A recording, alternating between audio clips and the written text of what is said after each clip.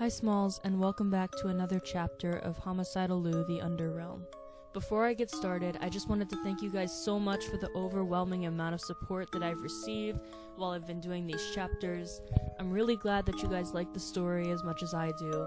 And make sure to stay tuned because this is about to get a lot crazier than it already is. So without further ado, sit back, relax, and enjoy Chapter 3 of Homicidal Liu, the Underrealm.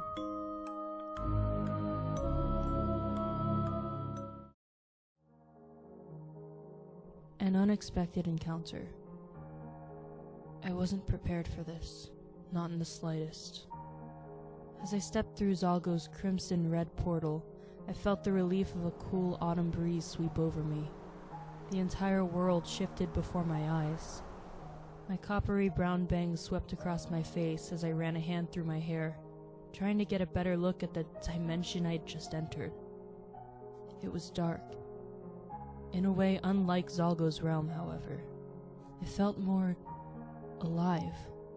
The way the trees swayed in the wind, and the little white dots painting the night sky sent a wave of comfort coursing through me.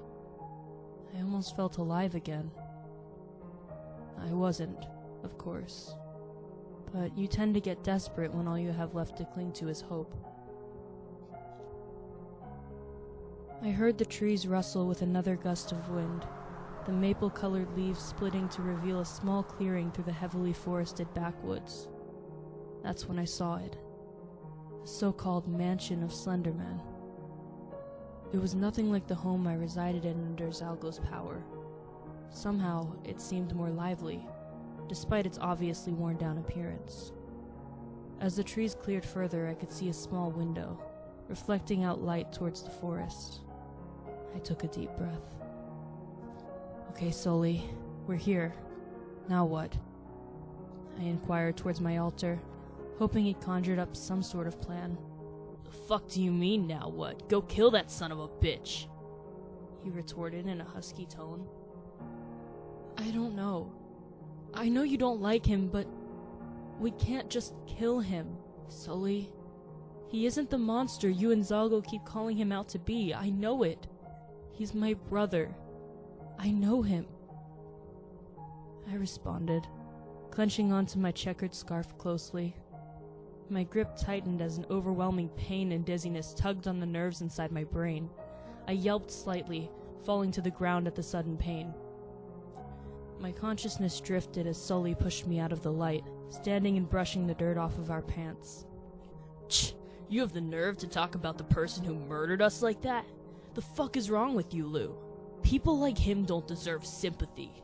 Stop playing the good cop, Liu. You'll never be the fucking good cop. Don't you see that? I fell silent. Not because Sully had taken control over our body, but because I genuinely didn't have a good counter-argument. Sully, don't do this. I beckoned, feeling a tear slowly roll down my cheek. Sully grunted in response, quickly wiping the tear away. Stop being a fucking crybaby. You'll make us look like a pussy. Sully huffed, moving forward towards the clearing. He reached into my back pocket, wrapping his hand around the knife that he'd always seemed to keep on hand. He approached the mansion cautiously, finally reaching one of the windows and ducking down out of view as he slowly peeked in. Oh no. Sully, find another goddamn window. She's changing in there! I cried out in our mind, my eyes unable to peel away from the scene in front of me. From within, I saw a pale girl with long black hair, pulling a similarly shaded dress off over her head and tossing it down onto the small bed beside her.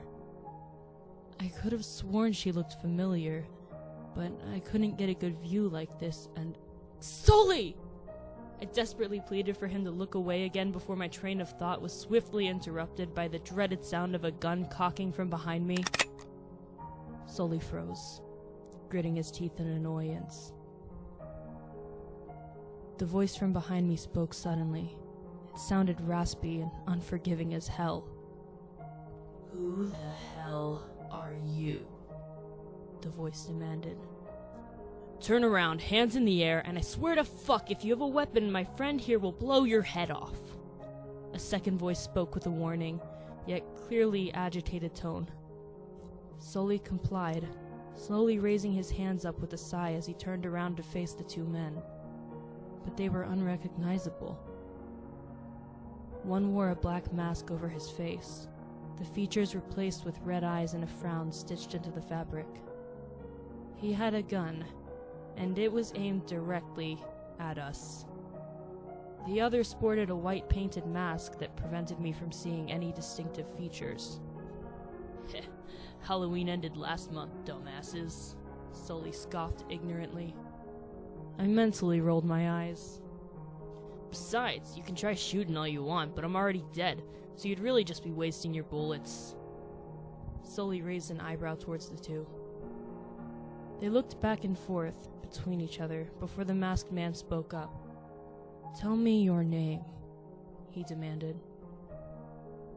"Sully, just listen to them. We don't need any trouble," Sully snickered. My friends call me Daddy. One shot fired. God damn, it stung like hell. The bullet pierced right through my chest with dead-on accuracy. I fell back onto the ground, writhing in pain.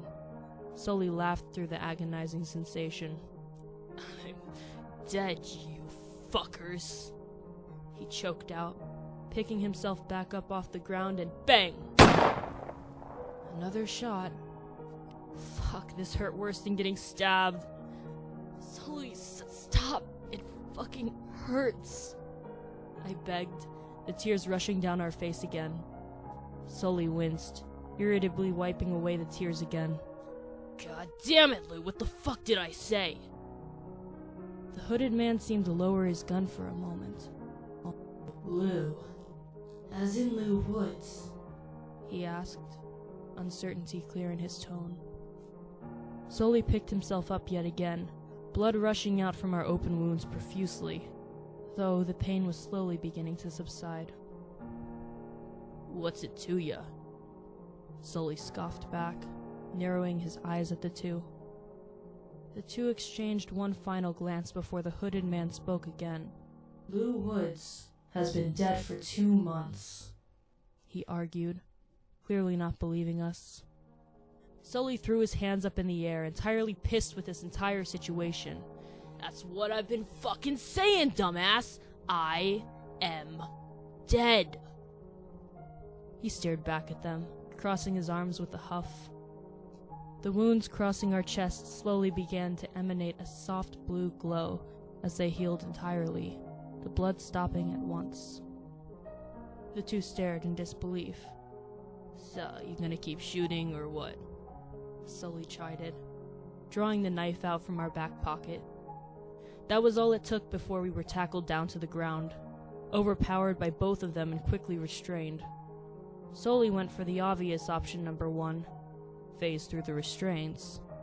But it didn't work. What in the... Sully was interrupted by the masked man. It's a spell.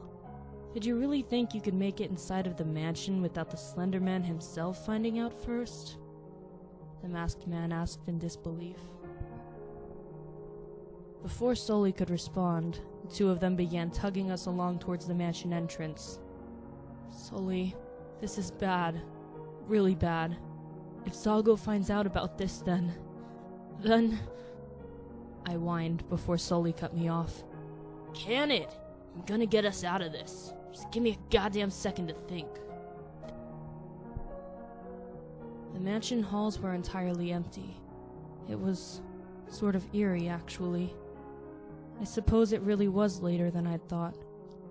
Then again, time was hardly a construct in Zalgo's realm. The masked and hooded men led us down a dark and longened hallway. The lights leading down seemed to darken and flicker as we grew closer to the end. It really did look like something straight out of a horror film. As we reached the end, the masked man opened the door, his accomplice shoving us inside of the dark and empty room. Sully cursed out as we hit the floor.